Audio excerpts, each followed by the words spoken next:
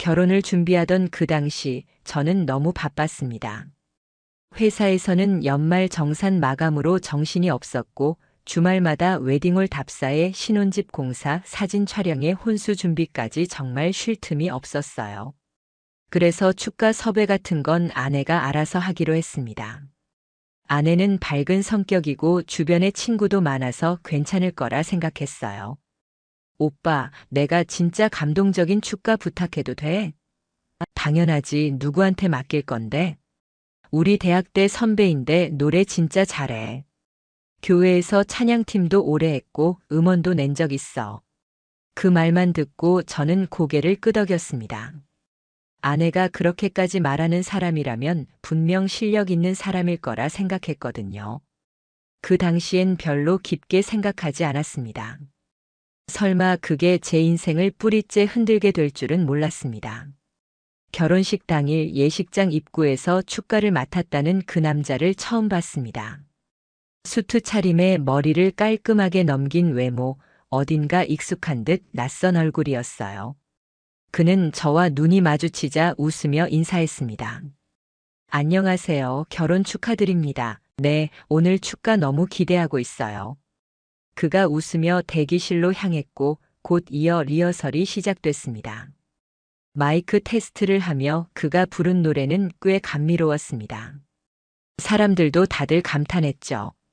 저도 그땐 속으로 생각했어요. 아내가 정말 괜찮은 사람을 섭외했구나. 고맙다. 그런데 그날 밤 신혼여행 떠나기 전날이었죠.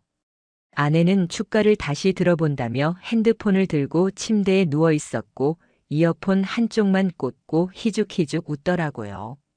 무슨 노래야? 오늘 축가 불렀던 거 다시 들어보는데 좋다. 뭔가 그 말투가 이상했지만 저는 피곤했기 때문에 그냥 넘겼습니다. 그때부터였을지도 모릅니다. 모든 이상함을 스쳐가듯 흘려보냈던 게. 신혼여행을 다녀온 뒤에도 아내는 SNS를 자주 했습니다. 저는 평소에 SNS를 거의 하지 않아서 관심이 없었지만 아내는 자주 사진을 올렸어요. 집밥 만든 사진, 저와 같이 찍은 셀카, 때로는 혼자 카페 간 인증샷도 올렸죠. 그 중에 댓글이 자주 달리는 계정이 하나 있었어요. 제이보이스라는 닉네임. 너 진짜 여전히 예쁘다. 너밖에 없더라. 그날 잊지 못해. 처음엔 아내 지인 중 친한 친구인가 보다 싶었어요. 근데 이 남자가 단지 댓글만 다는 게 아니었습니다. 아내가 스토리를 올리면 실시간으로 반응을 했고 종종 아내도 그 사람 스토리를 리그램 하더라고요. 그때부터 제 촉이 이상해졌습니다. 그 남자 뭔가 익숙한 말투 어디서 본 적이 있던 것 같은데. 그래서 저는 아내가 인스타에 태그한 사진 중 제이보이스 계정 프로필을 눌러봤어요. 프로필엔 노래하는 남자의 흑백 사진이 있었고 소개란엔 이렇게 적혀 있었어요. 당신의 마음에 닿을 수 있기를. 그 순간 제 머리를 스치는 한 사람이 있었죠. 결혼식 날 축가를 불렀던 그 남자 정장 입고 예의 바르게 웃으며 저를 향해 고개 숙였던 그 남자 저는 바로 아내에게 물었습니다. 이 계정 누구야? 아는 사람이야? 아, 그거. 그냥 대학 선배야. 교회 다닐 때 알았던 사람 왜? 아내는 아무렇지 않게 대답했습니다. 하지만 저는 무언가 단단히 꼬였다는 확신이 들었어요. 그 사람은 댓글에서 감정을 숨기지 않았습니다. 단순한 침묵도 아니었고 친구 사이에서 나올 수 없는 말투였어요. 심지어 어느 날은 이런 댓글이 달려 있었어요. 그날 이후로 나는 아무것도 바랄 수 없었다. 그냥 너의 미소만으로도 충분했으니까. 그 말을 읽는 순간 저는 눈앞이 아득해졌습니다. 이건 친구 사이에 주고받을 수 있는 말이 아니었어요. 그리고 이건 결혼한 여자에게 남길 수 있는 말도 아니었습니다. 이상한 기분이 머리끝까지 차올랐고 가슴은 쿵쾅거렸습니다. 그런데 정작 아내는 아무렇지도 않게 일상을 보내고 있었습니다. 그래서 저는 직접 움직이기로 했습니다. 이상함을 의심으로, 의심을 확신으로 만들기 위해서요. 그날 이후 저는 아내가 SNS에 글을 올릴 때마다 몰래 캡처를 해두기 시작했어요. 그 남자도 마찬가지였습니다. 하나도 빠짐없이 그 남자의 계정 활동을 모니터링했고 매번 아내의 피드에 좋아요 누르는 타이밍, 스토리에 반응 남기는 텀. 심지어 아내가 혼자 갔다던 장소와 그 남자가 나중에 올리는 풍경 사진의 위치 좌표까지 확인했어요. 놀랍게도 둘은 자주 같은 장소에 있었어요. 단 한 번도 사진에 함께 등장하지 않았지만 배경에 찍힌 그릇, 벽지, 창가뷰, 조명 색깔까지 하나하나 퍼즐처럼 맞아들어갔습니다. 저는 더는 혼자 상상하고 싶지 않았습니다.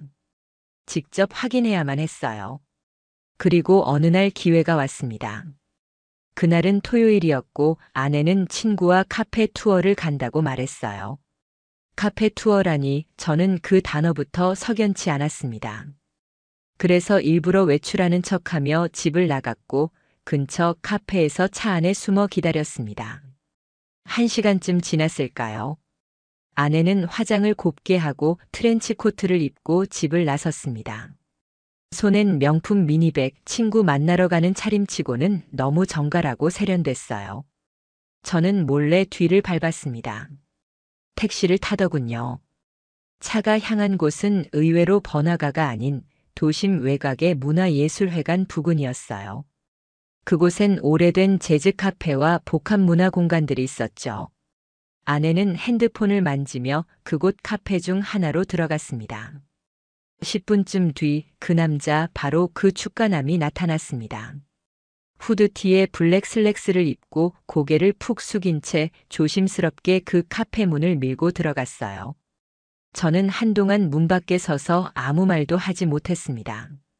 손은 떨렸고 숨은 거칠어졌고 제 손안의 핸드폰은 점점 식은땀에 미끄러졌습니다.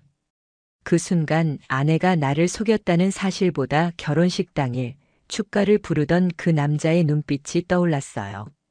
그는 노래를 부르면서도 아내 쪽만 바라보고 있었고 가사 하나하나에 감정을 담아 부르던 그 모습.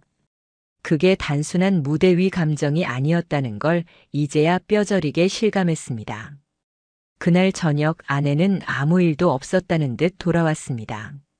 밥도 잘 먹고 TV도 같이 보자고 했어요. 저는 그 모습을 보며 속으로 되뇌었습니다. 이 사람은 내 앞에서 너무나도 능숙하게 거짓말을 하고 있구나. 그리고 그 다음 날 아내가 씻는 사이 저는 거실에 둔 그녀의 노트북을 열었습니다. 아내는 메일과 사진, 메신저를 모두 연동해두는 스타일이었기에 중요한 정보들이 많이 들어있을 거라 생각했죠. 그리고 아니나 다를까.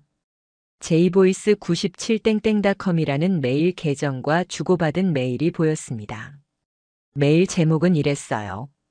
그날 이후 자꾸 생각나 손이 덜덜 떨렸습니다. 내용을 클릭했을 땐 진짜 숨이 멎는 기분이었어요. 그날 그 노래 부르면서 너를 쳐다볼 수 있다는 게 진짜 이상했어. 그렇게나 가까이 있었는데 넌 이제 내 여자가 아니니까. 그래도 내 마음은 그대로야. 넌 변하지 않았더라. 웃는 얼굴도 긴장할 때 무릎 꺾이는 버릇도 다 여전해서 미치겠더라. 나 오늘 밤에 내 생각에 잠을 못 잤어.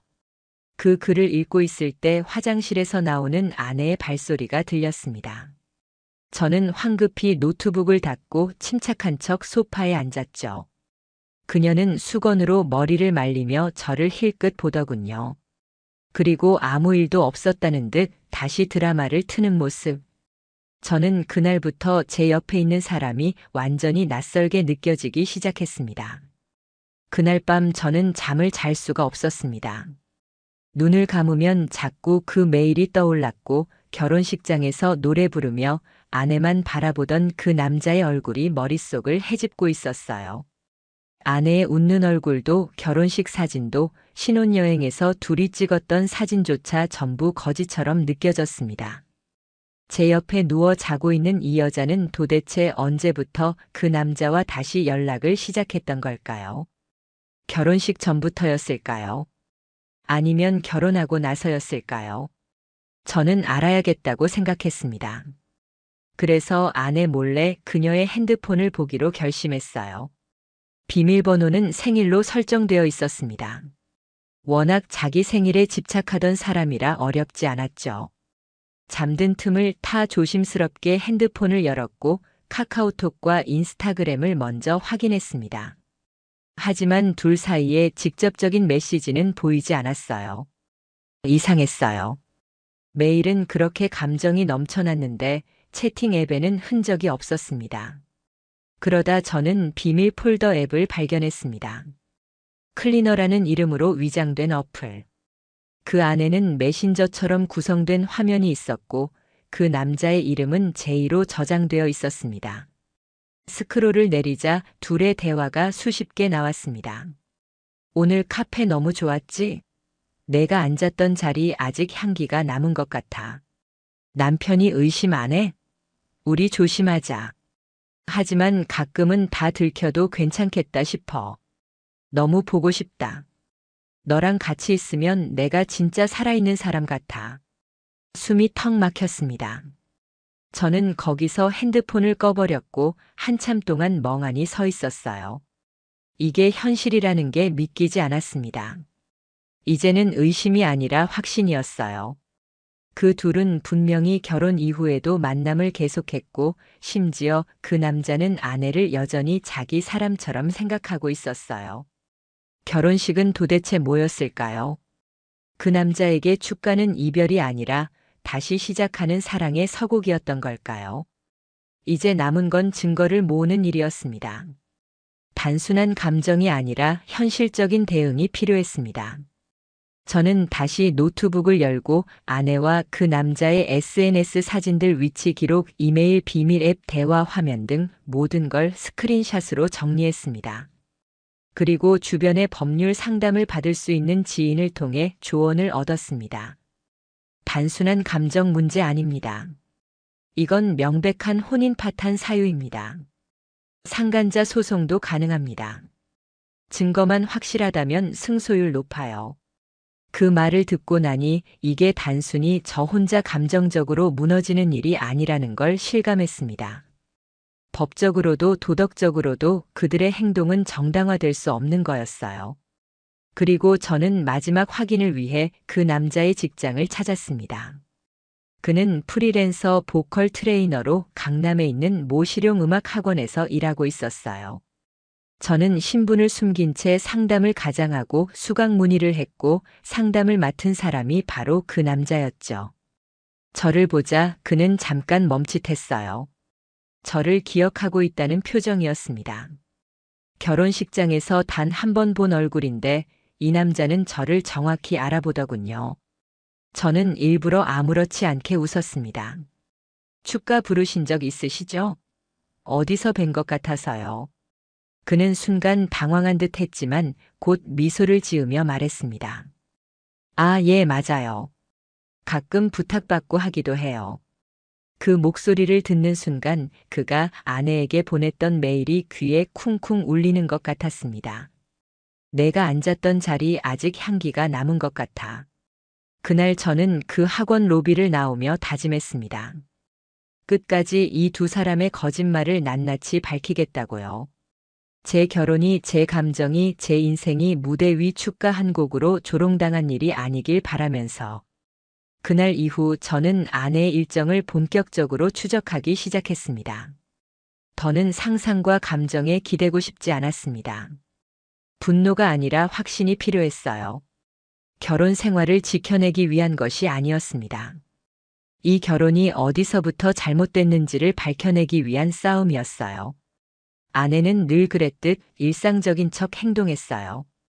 회사 출근, 친구 모임, 딸기 카페, 플리마켓, SNS에는 여전히 평온한 사진이 올라왔고 사진 아래엔 늘 그 남자의 댓글이 빠지지 않았습니다.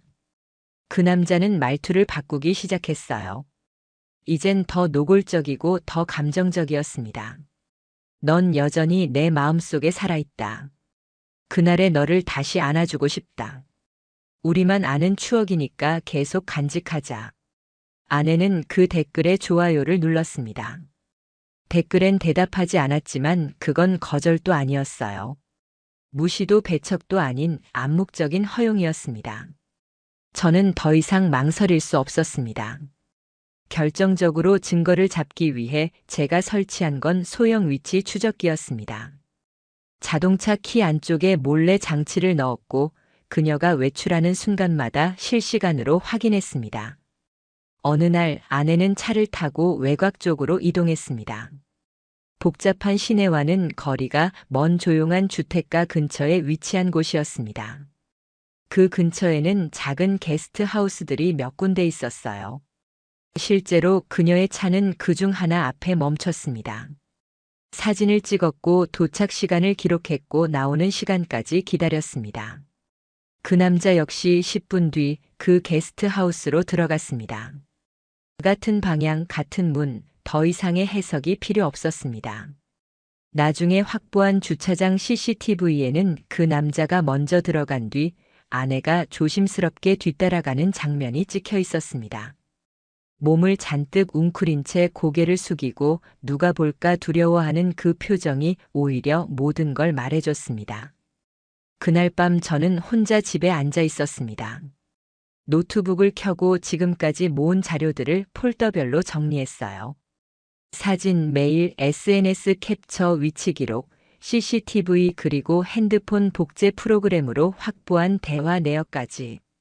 이제 저는 단 하나의 결정만 남겨두고 있었습니다. 끝을 어떻게 낼 것인가, 이혼을 할 것인가 아니면 상간자 소송까지 진행할 것인가, 그게 남은 유일한 고민이었어요. 그때였습니다.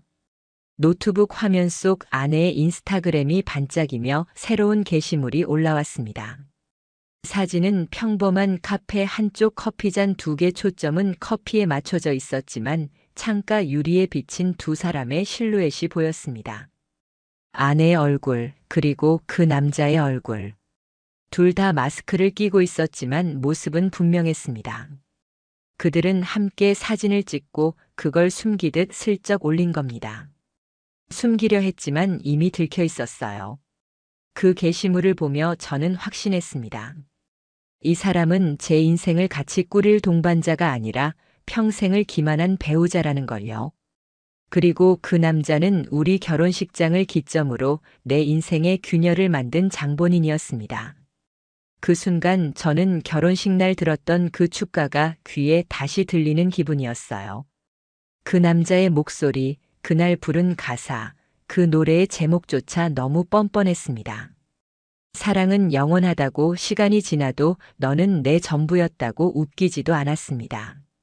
그 축가 한 곡이 저에게는 악몽의 시발점이었습니다. 아내는 아무것도 모른 채 집으로 돌아왔습니다. 커피향이 잔뜩 뺀 옷, 낯선 향수 냄새, 그리고 어색하게 웃는 얼굴. 오빠, 오늘은 일찍 들어왔네? 저는 아무 말도 하지 않았습니다. 이제 말로 할 필요가 없었기 때문입니다. 증거는 다 모였고 결론은 눈앞에 있었으니까요. 그날 이후 저는 조용히 준비를 시작했습니다. 법률사무소에 자료를 제출했고 담당 변호사는 그 자리에서 말했습니다. 이 정도면 충분합니다. 혼인관계 파탄에 대한 정황과 물증 모두 확보됐습니다. 위자료 청구뿐 아니라 상간자 소송도 가능합니다. 전 그런 말이 위로가 될 줄 알았는데 솔직히 허무하더라고요. 내가 이렇게까지 해서 얻는 건 이혼과 손해배상이라는 합법적 결과뿐이었어요. 마음은 하나도 회복되지 않았습니다. 하지만 해야 했습니다. 그냥 참고 넘기면 이 결혼 자체가 농락당한 게 되니까요. 그 주 주말 저는 마지막으로 가족 행사에 참석했습니다. 아내와 함께 양가 부모님이 모이는 자리였고 모두가 저희 부부를 보고 웃고 있었어요. 요즘도 금슬 좋지? 신혼티가 안 빠졌네. 진짜 딱 맞는 커플 같아. 저는 그 말들을 들으며 묘하게 울컥했어요. 그래서 일부러 아내 손을 꼭 잡았습니다. 그녀는 놀라며 저를 쳐다봤어요. 하지만 그 눈빛조차 전혀 따뜻하지 않았습니다. 그날 저녁 저는 아내에게 말을 꺼냈습니다. 우리 얘기 좀 하자. 무슨 얘기?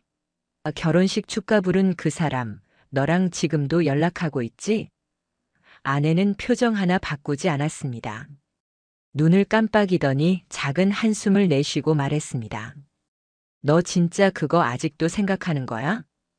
그 말에 저는 더 이상 참지 않았습니다. 노트북을 열고 메일 캡처, 대화 내역, 위치 기록, CCTV 영상 모두 보여줬습니다. 그녀는 처음엔 부정했습니다. 그냥 친구야. 우연히 마주친 거야. 그 사람한텐 감정 없어. 하지만 결국 포기한 듯 고개를 숙였습니다. 미안해. 정말 다시 그런 마음이 생길 줄 몰랐어. 결혼하고 나니까 그냥 가끔 생각나더라고.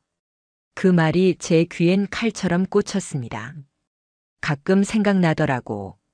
그렇게 가벼운 마음으로 그 남자와 다시 연락하고 만나고 함께 시간을 보내고 심지어 그걸 기록으로 남겨왔다는 거였어요. 전 말했습니다. 너는 내 앞에서 평생 거짓말을 해왔어. 결혼식이 시작이 아니었고 끝이었단 생각도 들어.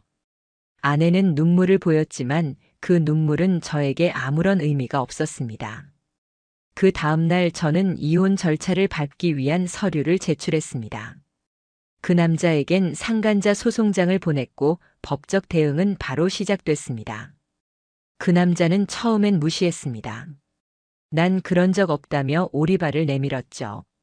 하지만 제가 확보한 증거들을 열거하자 그제야 얼굴이 하얘지더군요.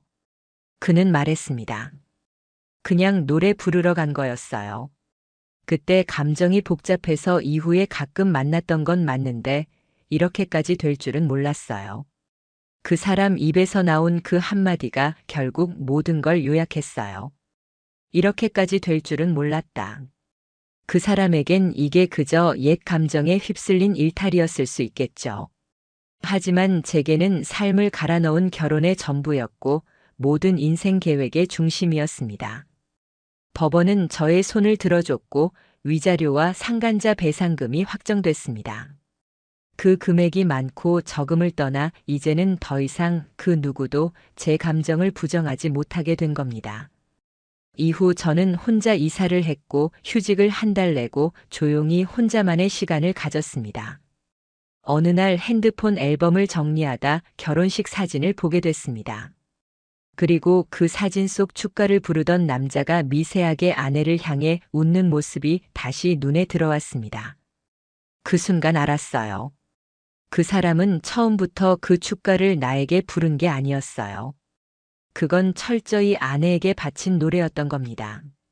이제 저는 그 축가가 들려도 아무런 감정이 없습니다. 웃음도 눈물도 안 나요. 그저 그 노래는 두 사람만을 위한 것이었고 나는 그냥 그날 엑스트라였던 겁니다. 이렇게 저는 제 결혼의 진짜 주인공이 아니었다는 걸 너무 늦게 알게 됐습니다.